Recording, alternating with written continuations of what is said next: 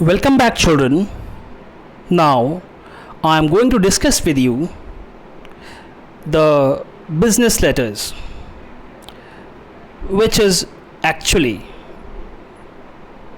a part of the syllabus of board exams.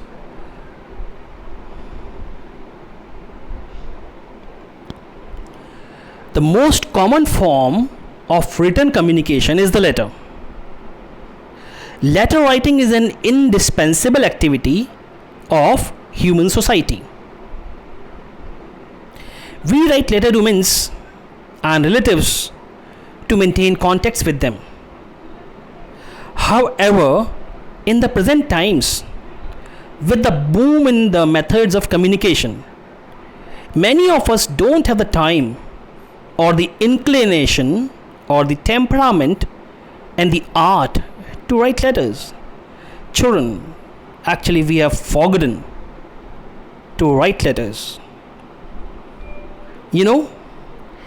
Application writing is also a part of letter writing, and it's a time to ponder and think. Do we write good applications? Whether it is addressed to principal, teacher, or anyone. Yes, children, we need to brush our skills, because the art which is lost is lost. So it's time to revive this art. So, telephone, fax, and emails have replaced personal letters.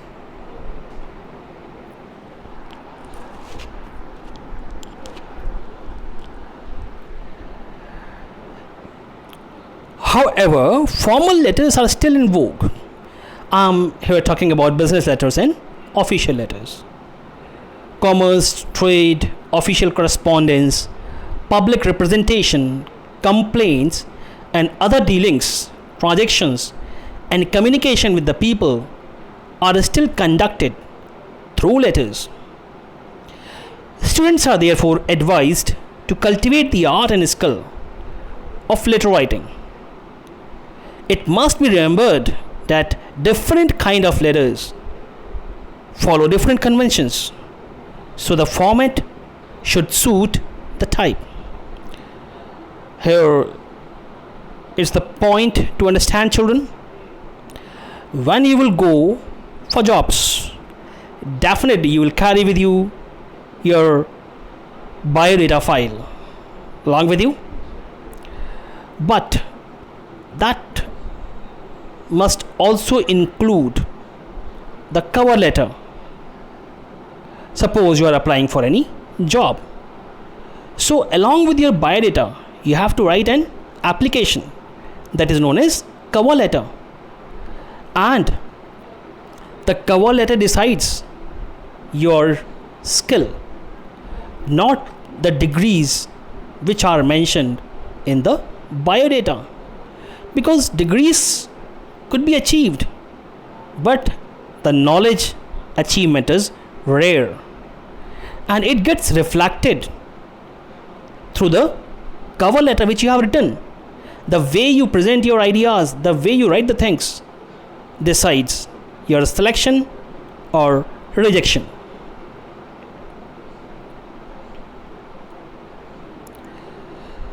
So, the senior secondary syllabus includes writing letters based on a verbal input. Verbal input means you will get the question. Inside the question, every detail would be mentioned, and using that detail you have to write the letter. So the verbal input may contain broad hints, an outline, or a suggested beginning. So read it carefully. This will enable you to judge the scope of your answer. The syllabus includes business or official letters, letters to editors, and application for a job. Children, this is actually the syllabus of board exams, and which is also there in grade 11.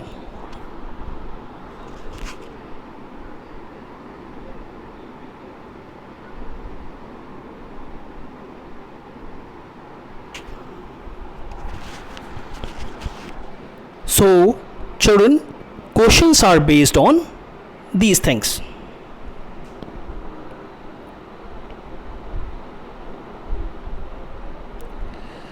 These may be classified as under. So, first of all, business letters. So, business letter can be categorized into following types. First type could be making inquiries or asking for any kind of information. Second, replying to inquiries or giving information. Third type, placing orders and sending reply of order letter. Fourth type is cancelling orders.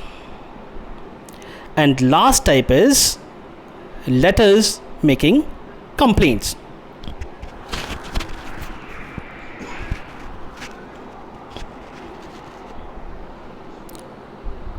Official letters. They include registering complaints, making inquiries, making requests or appeals.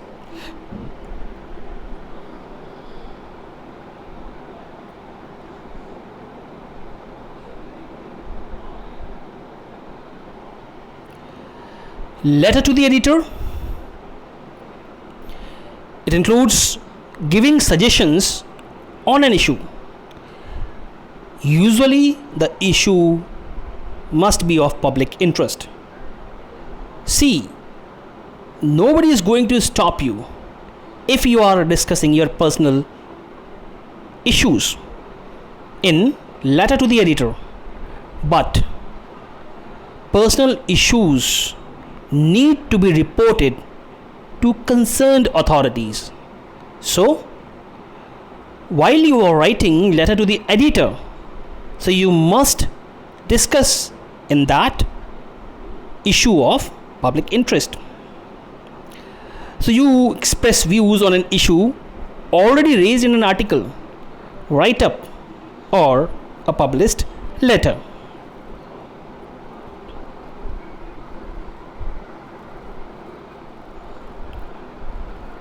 Next comes letters of application or job application format. Children, which I discussed earlier, that is cover letter. So it is the first step in the job application process.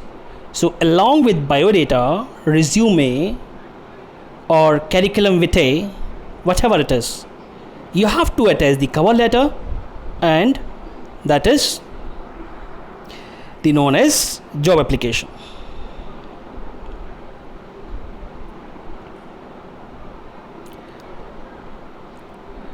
Now children, let's discuss a lot in detail about business letters. A business letter is different from a personal letter in form, tone and content.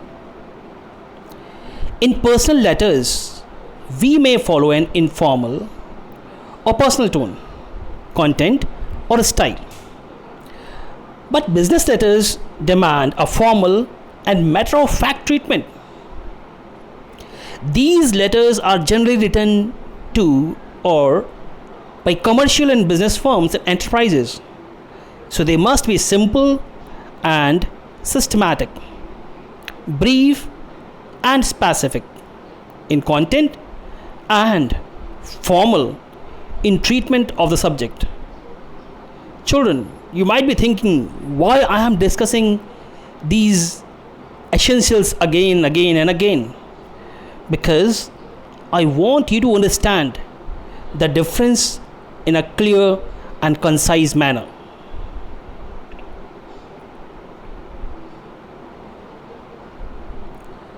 So, commercial correspondence occupies an important role in the modern world of commerce, trade and industry.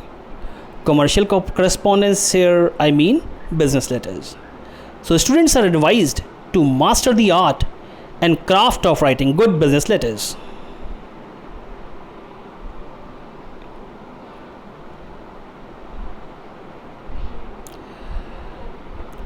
So children, use a proper layout format for these formal letters. The block format is more in vogue in formal letters, whereas the indented format may be used in informal letters. But nowadays, children, both the letters include block format, where everything starts from the left hand margin. Use of punctuation marks is dispensed within the block format. Remember the following points about block format. There is no indentation. Means, let me explain you.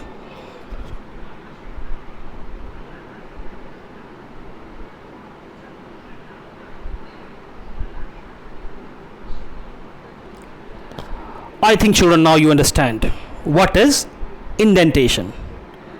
Suppose this first thing is sendress address. This is date and this is receiver's address. So children, we don't follow this pattern. We follow this pattern. Sendress address, date, receiver's address. And there exists a gap of one line between each part. So I think now you understand me better. So each block begins with a margin on left hand side. Extra space should be left between different sections and paragraphs. Omit punctuation marks in address and date. A comma may be put after the salutation. Golden rule. Always use suitable format. Use well organized content. And more important, appropriate language. So children, that's all in today's video. Rest is continued in forthcoming video.